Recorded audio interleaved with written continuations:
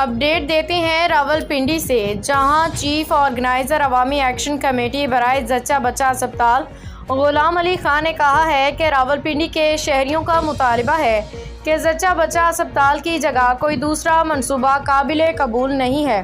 انہوں نے کہا کہ چلڈرن اسپتال بھی بننا چاہیے، کینسر اسپتال بھی بننا چاہیے، مگر کسی دوسری جگہ پہ بنایا جائے۔ وہ گزشتہ روز عوامی ایکشن کمیٹی راولپنڈی کے زیر اہتمام زچہ بچہ اسپتال کا سٹیٹس بدلنے کے خلاف احتجاجی مظاہرے کے موقع پہ خطاب کر رہے تھے۔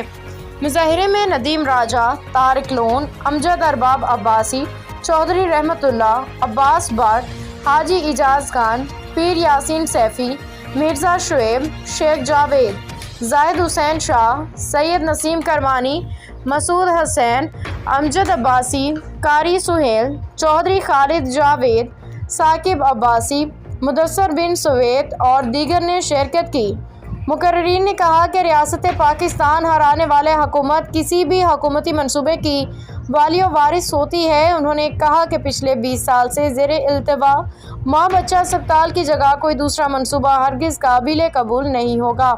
راولپنڈی کے 3 بڑے سرکاری اسپتالوں، جن میں گائنی وارڈ تو ہیں، مگر بڑھتی ہوئی آبادی اور رش کے باعث ایک بستر پہ اکثر 2 3 خواتین کو رکھا جاتا ہے، جو کہ ظلم و زیادتی ہے۔ انہوں نے کہا کہ میڈیا کے وساطت سے ہم نے اپنا مطالبہ متعلقہ حکام تک پہنچا دیا۔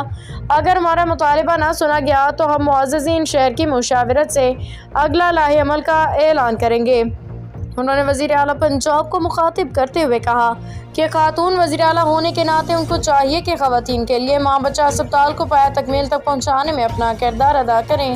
رپورٹ محمد صفدر محمود، سچ بول نیوز۔